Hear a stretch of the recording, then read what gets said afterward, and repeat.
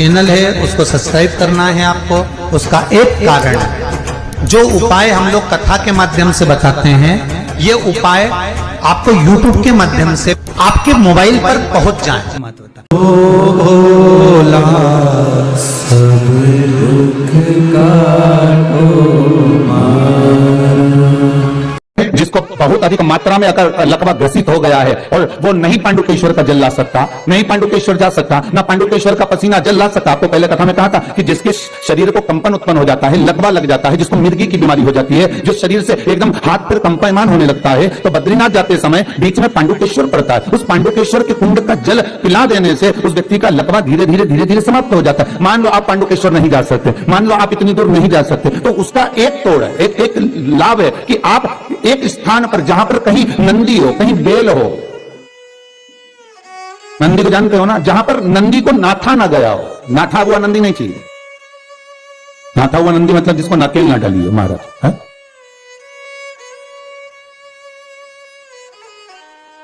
जिसको नकेल डल गई वो नाथा हुआ नंदी हो जाएगा। तो जिस नंदी को नाथा ना गया हो,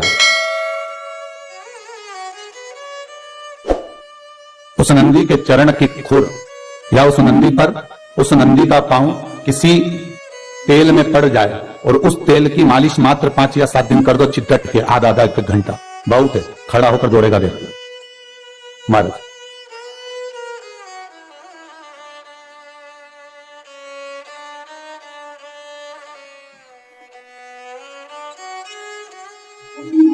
ये जो नारियों की एक बीमारी होती है कि जो गर्भस्थ नारी होती है, बालक जिस थैली में रहता है उस थैली के अंतर्गत गांठ पड़ जाता है महाराज, और डॉक्टर बोलते हैं कि इसका ऑपरेशन करवाना पड़ेगा, इसका ऑपरेशन करवाना पड़ेगा।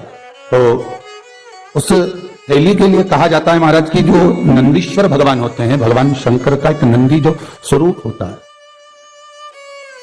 भगवान शिव का एक नंदीश्वर जो स्वरूप है महाराज, वो नंदीश्वर भगवान का जो पूंछ होती है, उस पूंछ को तिल्ली के तेल में डुबो दिया जाता है और उस तेल को भगवान नंदीकेश्वर शिव जी का नाम लेकर शंकर जी पे चढ़ा दिया जाता है। उस तेल को पात्र में झेल कर लाया जाता है प्रदोष के दिन शाम को, और उस तेल को नारी अपने नाभि स्थल पर डालती है। तो महाराज ध्यान देना, उसके उदर में अर्थात गर्भाशय में जो गांठ होती है वो मात्र 14 से 15 दिन में गलना प्रारंभ हो जाती है, ऑपरेशन की जरूरत नहीं पड़ती। किडनी या लीवर से जुड़ी हुई जो प्रॉब्लम रहती है उसमें भी महाराज अगर किसी का डायलिसिस चल रहा हो और महीने भर में 2-2 3-3 बार हो रहा हो या हफ्ते में रोज हो रहा हो, हफ्ते भर में, तो उसके लिए भी लूरू भैरव का प्रयोग किया जा सकता है। पीपल के पत्ते पर शहद की 7 बिंदी लगाना है और उसको भगवान शंकर के ऊपर समर्पित करना। त्रिकालदर्शी कैलाशी भगवान शिव के ऊपर उस पत्ते को, जिस पर 7 बिंदी शहद की लगी है, शिव को समर्पित करना है। महाराज बुधवार की प्रदोष पड़े, बुद्ध प्रदोष की शाम के समय पर शंकर भगवान पर ये पीपल का जो पत्ता है इसको समर्पित कर दें। कुछ देर बैठकर श्री शिवाय नमस्तुभ्याम का स्मरण करें, उस पत्ते को वापस उठाकर लेकर आए। जिसका डायलिसिस चल रहा है उस व्यक्ति को शंकर भगवान के शिवलिंग का स्मरण कराकर उस पत्ते को 7 बार चटा दीजिए महाराज, 7 बार चटा दीजिए। फिर आप चेक करवाइए या डायलिसिस के लिए जाएंगे तो आपको खुद मालूम पड़ जाएगा कि कितना अंतर उसके स्वास्थ्य में है। महाराज रूरू भैरव का स्मरण किडनी और लीवर पर भी फर्क दे देता है। बस शिव का स्मरण हम जब करें, शंकर 33 करोड़ देवता जो हिंदू धर्म के हैं, फिर निवेदन करूंगा हमारे यहाँ 6 शास्त्र, 4 वेद, 18 पुराण, उपनिषदों को छोड़कर दुनिया के लोग भगवान को छोड़कर जो यहाँ वहां भटक रहे हैं, उनसे निवेदन है यही देवता काफी है तुम्हारे लिए, केवल यही तुम्हें पूर्ण देंगे, कहीं जाने की जरूरत नहीं, कहीं मत भटको, बस शिव की शरण। हमें बेलपत्र उठाकर लाने से पहले, अगर बेलपत्र चढ़ी हुई है बाबा पर, जिस दिन आप बेलपत्र खाने की लाएं, कई लोग पूछते हैं ये औषधि कब बनती है, आप जब खाने की लाएं तो उस दिन बेलपत्र शंकर को ना चढ़ाएं, ध्यान रखना। जब खाने के लिए लाएं तो बेलपत्र को लेने से पहले बाबा से विनती करें, भोलेनाथ मैं औषधि के लिए बेलपत्र ले रही हूं, मेरे शरीर में इस जगह पर यह तकलीफ है, कष्ट है, शिव महापुराण में मैंने सुना था ऐसा, उसके लिए मैं बेलपत्र लेने के लिए। सब बताओ फूल काय के लिए चाहिए, बोलो ना तुम्हें कि हमें राम जी को चढ़ाना कि कृष्ण को चढ़ाना, बगीचे में से लेके जा रहा, चोर नहीं बनना, हमें बोल कर लाओ बाबा हमें बेलपत्र ले लें आपसे, और अपने पल्लू में सबसे पहले बेलपत्र को डालो, या पल्लू नहीं हो जेंट्स हो तो दोनों हथेली में बेलपत्र को लेकर बाबा को प्रणाम कर फिर बेलपत्र को लेकर दरवाजे के बाहर खड़े होकर या दरवाजे पर बैठकर या मंदिर के द्वार पर बैठकर शंकर भगवान के शिवलिंग का दर्शन कर उस बेलपत्र को खाना चालू कर दीजिए, आदि बीमारी तो आपकी वैसे ही चली जाएगी।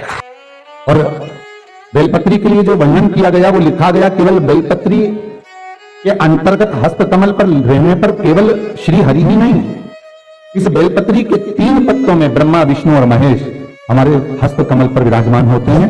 और बेलपत्री की इन डंडियों को जो जोड़ा गया है, बेलपत्री की जो ये डंडियां जहां पर जुड़ी हुई हैं, उस स्थान पर तीनों देवियां ब्रह्माणी, लक्ष्मी और स्वयं सरस्वती, स्वयं पार्वती इन डंडियों के मध्य में जहां पर जुड़े हैं ये तीनों, वहां पर विराजमान हैं। और उसके बाद भी जो लंबी डंडी रह जाती है डाली से टूटी हुई, तो कहा उस डंडी में 33 कोटि देवता आकर विराजमान हो जाते हैं। यहां तक बेलपत्री में वर्णन किया गया। महाराज उस बेलपत्र की कोई साधारण सी महत्वता नहीं हो सकती।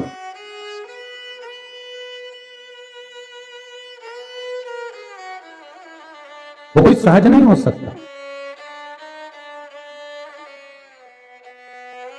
आपको पहले भी कहा, आज फिर कहते हैं, 11 वर्ष तक प्रतिदिन अगर कोई व्यक्ति एक बेलपत्र शंकर पर चढ़ी हुई प्रतिदिन खा ले, उसके मुख से निकली हुई वाणी कभी मिथ्या नहीं हो सकती।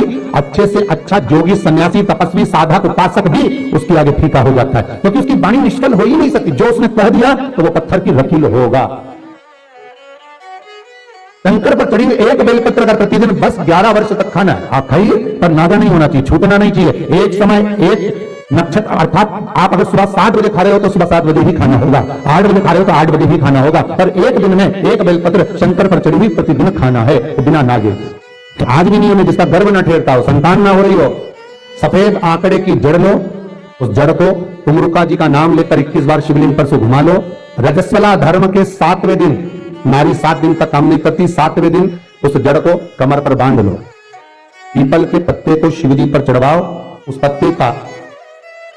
पत्ते को लाकर उसको गाय के दूध में उकालो।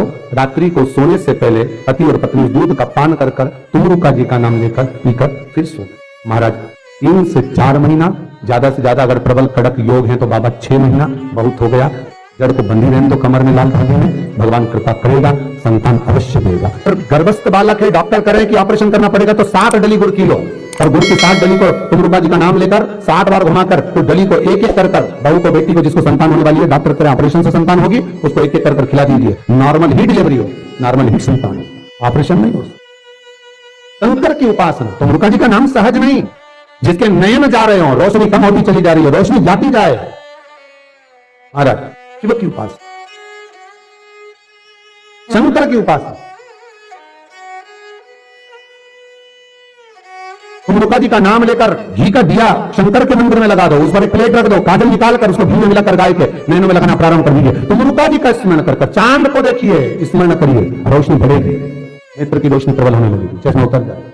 तुमरुका नाम कोई साधारण है जो शंकर की कथा का स्तुति ग्रहण करा रहे हैं। किसी का दर्द रहता हो, सिर का दर्द रहता हो, या आए दिन टेबलेट खाकर सोना पड़ रहा हो और रात्रि को बेचैनी होती हो, बेचैन हो जाते हो, सिर पे पसीना आने लगता हो, घबराहट होने लगती हो, एकदम तुरंत घबराहट हो जाता है, दिन में हो चाहे रात में हो, घबराहट उत्पन्न, तो उसके लिए धूमावती माता का नाम लीजिए और धूमावती माता के नाम से गुड़ की 7 टुकड़े कर लीजिए। गुड़ की जो बट्टी होती है उसके 7 टुकड़े कर लीजिए। और धूमावती माता के नाम से जहां पर गौरी और शंकर दोनों विराजमान हो, गौरी और शंकर का मंदिर यदि आप दर्शन करेंगे तो शंकर भगवान का जहां शिवलिंग हो और शिवलिंग के साथ में पार्वती जी शंकर के साथ नीचे ही बैठी हो, सामने दीवार पर या ऊंचाई पर ना हो। आपको पहले कहा था शंकर जी के शिवलिंग का आपको कई बार दर्शन कराया। एक विष्णु शिवलिंग होता है, एक डमरू जैसा शिवलिंग होता है जिसको बैठकर पूजा नहीं जाता, जिसको खड़े होकर जल चढ़ाए। एक शिवलिंग होता है जो जमीन पर ही रहता है, जिसको गौरी शंकर कहते हैं महाराज। तो गौरी शंकर का स्मरण कर, उमा महेश का स्मरण कर, जो शिवलिंग जमीन पर हो, और पार्वती जी भी जमीन पर ही स्थापित है। गौरी शंकर का स्मरण कर शुक्रवार के दिन शंकर भगवान पर प्रदोष काल में, समय के शाम के समय पर, सूर्य अस्त के कुछ ही क्षण में वो गुड़ की डिलियां आप शंकर भगवान को चढ़ा दीजिए और गौरी माता का स्मरण कर कर उसको उठाकर ले आइए। जिस दिन उठाकर लेकर आए, शनिवार, रविवार, सोमवार, मंगलवार, ऐसे 7 दिन लगातार दरवाजे के बाहर उसी शिव मंदिर के द्वार पर बैठकर आप वो गुड़ की डली को खा लीजिए। महाराज, जिंदगी में कभी घबराहट नहीं हो सकती, सिर दर्द नहीं हो सकता, बेचैनी नहीं हो सकती और पसीना नहीं आ सकता घबराहट के कारण। रात को चक सो, आनंदमय, पर गौरी शंकर होना चाहिए। गौरी शंकर का स्मरण और गौरी शंकर का स्मरण कर कर जो सुख पाया, वो जीवन का आनंद पाया। महाराज, हमारे यहाँ तो आज भी नियम है, जब लड़की की शादी होती है तो जगतजननी के मंदिर में उसको लेकर जाते हैं। स्वयं पार्वती जी, स्वयं पार्वती के मंदिर में स्वयं सीता मैया गई है, स्वयं रुक्मणी मैया गई है। क्यों? क्योंकि वो गौरी से सुहाग मांगती है। गौरी माता अखंड सौभाग्य देती है, साथ में सुख और समृद्धि भी प्रदान करती है। कि शंकर का जो शिवलिंग होता है और मां जगतजननी का जो हस्तकमल होता है, जिस गोल जलाधारी पर शिवलिंग रखा जाता है, उस जलाधारी के नजदीक में शिवरात्रि कोई से भी महीने की पड़े, 2 या 3 शिवरात्रि पर शहद को इस उंगली में लगाकर और उस पर चंदन की एक गोली बनाकर, चंदन पीसकर उसकी गोली बनाकर शहद के साथ में इस उंगली पर रख लीजिए। जहां पर शंकर भगवान का शिवलिंग जिस मां जगतजननी के हस्त कमल पर जहां रखा हुआ है, उस स्थान पर उस बहू का या सास का जो भी चिड़चिड़ कर रहा हो, क्रोध कर रहा हो, विवाद पड़ा हो, कोई पूछ नहीं रहा हो, बड़े दुखी हो गए हो, उसके नाम का स्मरण कर कर, गोत्र बोलकर लगा दीजिए महाराज। और शंकर भगवान का नाम स्मरण कर कर, विनती कर कर लगाना। मुझे उम्मीद है कि बहू और सास, मेरा तो निवेदन है, सास बहू के लगा दे, बहू सास के लगा दे।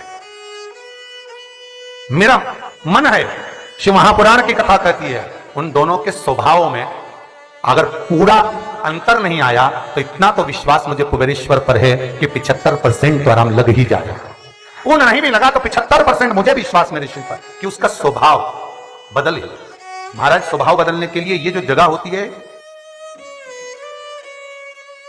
भगवान शंकर का जहां शिवलिंग रखाता है, देखिए, फिर निवेदन है, अगर अदालत में भी बात चल रही है और लड़का लड़की का संबंध टूट रहा है और कोई बेटी चाहती है कि मेरा संबंध ना टूटे, कोई लड़का चाहता है मेरा संबंध ना टूटे, तो स्वभाव बदलने के लिए जहां शिवलिंग रखा रहता है, उसकी जो धारी होती है, जहां शिवलिंग रखा है, माता पार्वती का हस्तकमल, ये स्थान सर्वश्रेष्ठ माना गया। सर्वश्रेष्ठ। मालूम पड़े अदालत में आधा केस भी चल गया, 4-5 पैसे भी हो गए और संबंध टूटने की कतार पर, और लड़की चाहे कि मुझे संबंध नहीं तोड़ना, लड़का चाहे कि मुझे संबंध नहीं तोड़ना, तो ये मध्यस्थ बिंदु जहां शिवलिंग रखा है जलाधारी पर, जहां मां जगतजननी का हस्त कमल है, शंकर भगवान का स्वरूप मां के हस्त कमल पर जहां पर विराजमान है, उस स्थान पर अगर नारी हो पुरुष हो, शहद और चंदन का स्मरण अगर करवाता है, पूजन करता है, अर्चना करता है, तो 2 पैसे के बाद में वो केस खल्लास हो जाएगा, समाप्त हो जाएगा, उनमें प्रेम बढ़ जाएगा और वो संबंध वापिस टिक जाएगा, वापिस टिक, टूटेगा नहीं। इसमें है का हमारा तो निवेदन है, अगर भाई भाई में भी विवाद चल रहा है, कोई लेन देन के पीछे बोलचाल बंद हो गई, देवरानी जेठानी की बोलचाल बंद हो गई, भाई भाई की बंद हो गई, घर में सब अपना अपना सोचने लगे, धन कमाया अपने पास रख लिया, उसके लिए कि मन मोटाव ना हो, प्रेम बढ़े, आसक्तियां, स्नेह, करुणा सबकी एक दूसरे के प्रति बढ़े।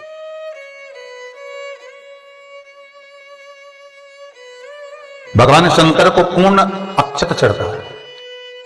शंकर भगवान को आधी अधूरी बेलपत्र नहीं चढ़ती, शिवजी को पूर्ण बेलपत्र चढ़ती है। शंकर को फूटा हुआ श्रीफल, बधारा हुआ श्रीफल नहीं चढ़ता, शंकर को पूर्ण श्रीफल चढ़ता है।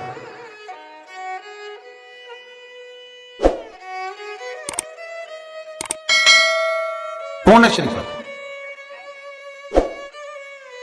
जैसे उद्यापन में दिया गया आधा वस्त्र नारी के सौभाग्य को खंडित कर देता है, उसी तरह शिव को चढ़ाया हुआ आधा सामान व्यक्ति के विधान को, पूजन को, स्मरण को खंडित कर देता है।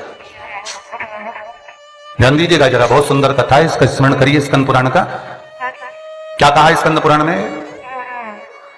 जब नारी कोई बहुत उद्यापन करती है, सोमवार का उद्यापन करा, मंगलवार का उद्यापन करा, जो व्रत आप करते हो, तीज हो, चतुर्थी हो, छठ हो, सप्तमी हो, जिसका भी आप कर रहे हो, चौथ का कर रहे हो, चाहे तीज का कर रहे हो, चाहे जिस भी व्रत का आप उद्यापन कर रहे हो, उद्यापन में आधा वस्त्र जो दिया जाता है वो नारी के सौभाग्य को खंडित करता है। स्कंद पुराण। आधा वस्त्र समझ गए महाराज? जैसे तुमने